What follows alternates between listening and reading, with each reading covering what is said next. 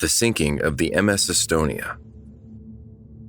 Swallowed by the cold and merciless Baltic Sea, enclosed by Central and Northern European countries, is one of the most extraordinary and beautiful seas. However, its beauty tends to be treacherous as the harsh climate in the Baltic Sea makes it pretty inhospitable. For centuries, the Baltic Sea has been infamous among seafarers, with a number of shipwrecks lying on the bottom of the sea to prove it. In 1994, the stormy waters of the Baltic took away the lives of hundreds of victims and one of the greatest peacetime sinkings in the history of Europe. Welcome to Dark History, where we unravel the most disastrous events in history. If you want to support the channel, consider subscribing and like this video. The disaster that shook the continent and the entire world happened on September 28, 1994. The ship involved was MS Estonia, a huge German-built cruise ferry owned by the Swedish-Estonian S-Line marine shipping company. On that day, the ferry carried 989 people, of which 803 were passengers traveling from Tallinn, Estonia to Stockholm, Sweden. The ferry departed from Tallinn the day before, on September 27th at 19:15. The weather stations forecasted rough weather on the open sea. Nothing unusual for this part of the year, though. Despite the slight list to starboard, the captain and his crew had things under control despite the fact they were sailing through waves of up to 20 feet high.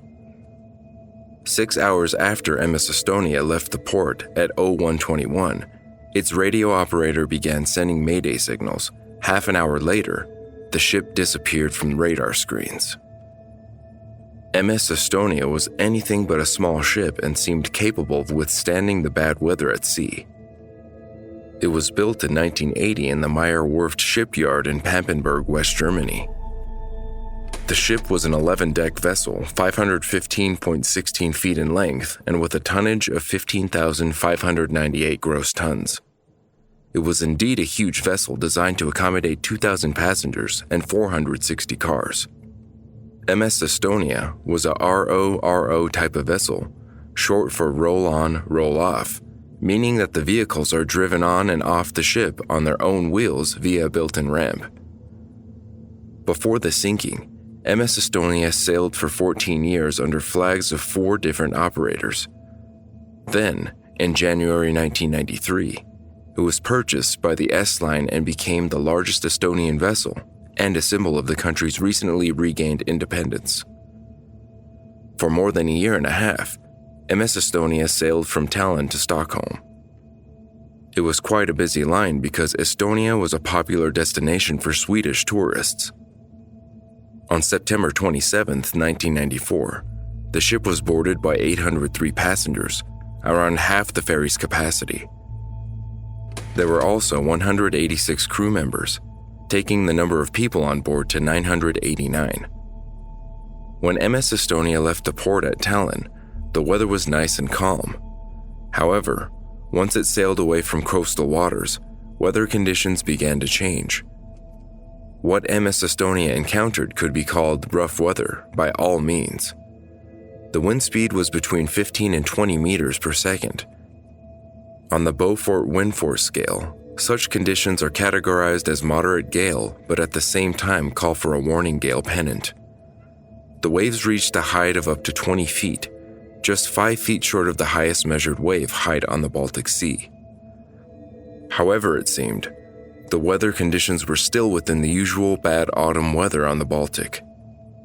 Once MS Estonia entered the stormy waters, the passengers began to feel the disturbances due to the increased rolling and pitching of the ship. Strong wind, blowing from the port, was also causing problems as the ship began to list slightly to starboard. Unfortunately, it was not only because of the wind that the ship started to lean to one side. Before departing, it was fully loaded with vehicles and cargo, but in such a way that the weight of the cargo was not arranged evenly. The ship was leaning to port from the very first moment of the trip. The strong wind just made it worse. Even though an image of a ship leaning to one side might sound terrifying, it was a common thing in seamanship. It was certainly not the factor that caused the disaster, but once things began to go bad, the uneven disposition of the cargo did its part in sinking the ship. Despite the bad weather and heavy waves hitting the port bow, MS Estonia was sailing confidently on its course with a speed of 14 knots. The trip to Stockholm lasted 14 hours, and the captain was determined not to be late even though he departed a couple of minutes behind schedule. Around 0100 hours, a giant wave hit was followed by a loud metallic bang coming from the bow. Sailors on the storage deck reported it to the second officer on the watch, who ordered the inspection of the loading ramp and the visor. MS Estonia had a special feature installed on the bow, called the Visor. The visor allows the bow to articulate up and down, similar to visors on motorcycle helmets, allowing access to the loading ramp and cargo deck. The inspection of the indicator lamps in the storage deck showed nothing wrong with neither the visor nor the loading ramp, so the second officer continued the journey, keeping the course at the same speed. However, the loud bang was just the beginning, as the passengers and crew members reported more unusual sounds in the following 10 minutes. At 01:15, the second officer ordered a new inspection. This time, there was no need for sailors to check the indicator lamps, as instead of the visor, there was a massive opening on the bow. The visor detached from hinges, letting the ramp fall open. Practically without the bow, the water was rapidly entering the storage deck of the ship. With tons of seawater in the cargo deck, the ship started to list heavy to starboard. An alarm was raised immediately, and all 4 engines were shut down to reduce the ship's speed. However, there was practically nothing the crew could do. The listing was unstoppable. In just 15 minutes, the ship had rolled 60 degrees, and the water was breaching into upper decks. The passengers were completely confused about what was going on. The water was rapidly coming from all holes, and the chaos erupted. Many passengers withdrew earlier to their cabins because of the seasickness they got during the trip. A lot of them failed even to leave their cabins before the water reached them. Those who were alerted by the water and rolling of the ship started to run and tried to reach the upper decks. The water was coming in so quickly, though, that it closed almost all accesses to upper decks. At one point, due to the breach of the water, the entire ship lost the electricity. People were trapped in the dark. Those who reached the upper decks began pushing life rafts and jumping into the cold water of the Baltic Sea. The water temperature of 10 degrees Celsius, the rain, and a turbulent sea was of no help to those who escaped the sinking ship. A lot of life rafts were capsized or swallowed by waves. People were floating in the freezing sea, some of them wearing only light clothes. Once everything was over, it became apparent that most of the survivors were physically strong people. It took a lot of strength to overcome giant waves in the cold and merciless Baltic Sea. At 01:21, MS Estonia sent the first Mayday signal. The signal was recorded by the Marine Rescue Coordinating Center at the Finnish city of Turku, but was very weak and unclear. At 01:23, MS Estonia sent a direct message to another ferry, MS Silja Europa, calling for help. The third officer behind the radio on MS Estonia reported a bad list and a blackout and asked for MS Silja Europa and other ferries to come to their assistance. Unfortunately, due to the blackout, he was unable to report the exact position of his ship. Still, the captain of MS Silja Europa directed his ship toward MS Estonia's route. He forwarded the call for help to the nearest ferry, MS Mariella, and other ferries in the vicinity and rescue stations in Sweden and Finland. The third officer from MS Estonia managed to send his coordinates 5 minutes after the first message: 59 degrees, 22 minutes latitude, and 21 degrees, 40 minutes longitude east. That was the last message heard from MS Estonia.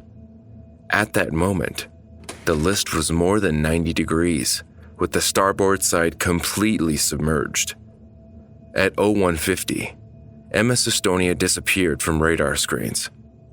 The ferry sank with the stern going down first. MS Mariella was the first ferry to arrive at the scene at 0212 and find only life rafts scattered all over the place. By that time, MS Estonia was already at the bottom of the sea. Soon, 4 other ferries arrived, including MS Silja Europa, whose captain was assigned to coordinate the rescue operations. Ferries launched life rafts into the water and used rescue slides to save people from the cold sea.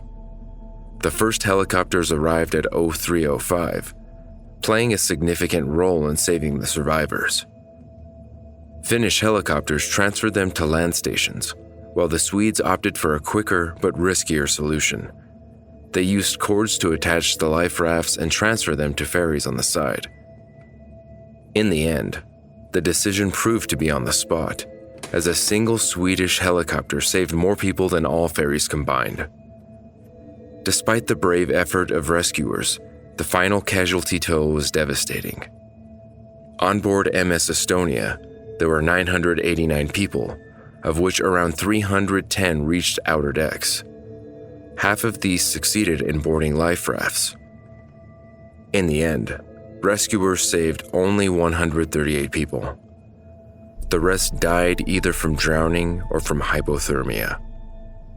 Around 650 people didn't manage to leave the ship and sank along with it.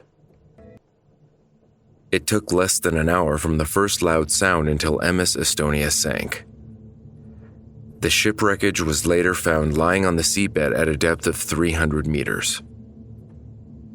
Its visor was found a quarter of a mile away. Immediately after the disaster, Joint Accident Investigation Commission from Estonia, Finland, and Sweden was formed. The investigation that lasted for 2.5 years labeled the visor failure as the reason why MS Estonia sank. As stated in the report, the first loud metallic noise was connected to the failure of the visor locking mechanism. Later sounds were probably a result of the failure of the rest of the locking mechanisms. Once they all failed, the visor simply detached and left a massive opening on the bow, allowing the water to come into the cargo deck. Because of the size of the gap on the bow, the water flooded the deck in just a couple of minutes and incited listing to starboard. The visor was recovered from the seabed and subjected to thorough testing to determine if it had any design flaws. It was determined that under the condition of the low waves, the strength of the visor along with its locking mechanism and hinges was completely adequate. However, the strong waves on September 28, 1994, hitting the underside of the visor, have put too much pressure on the locking devices, the deck hinges, and the lifting cylinder mountings. Due to the repeating pounding action of the waves, the system simply collapsed and the visor broke off. Similar incidents happen on other vessels built in the same German shipyard. A few years before the disaster, MS Diana II had precisely the same problem that allowed the water to ingress into the ship. However, the ferry crew saved the ship by reducing the vessel's speed and returning the ferry to the port. As soon as the final report was published in 1997, a series of controversies erupted. The first came from the German manufacturer, who claimed that the visor failure was not the starting point of the sinking. Instead, they claimed the ferry was holed on the starboard side, after which the water entered the cargo deck. The visor detached only after the deck was flooded. Indeed, a 2020 underwater footage of the shipwreck recorded a 13-foot hole in the ship's hull. The rupture was instantly put in connection with some earlier controversies regarding the transport of military equipment. The Estonian head of the commission, formed to consider new findings, even claimed the ship had collided with a submarine. However, the latest report labeled the size of the rupture too small to sink the ship in less than an hour. The German designer made one more accusation against the ship owner on account of improper maintenance of the visor and ramp mechanisms, for which they provided photographic evidence. Finally, it was revealed that the ferry was not even designed to be used outside coastal waters. Today, 17 years past the sinking of MS Estonia, Controversies still shed light on one of the greatest ferry disasters since the sinking of the Titanic. I hope you found this video interesting. If you did, please like and subscribe. See you next time.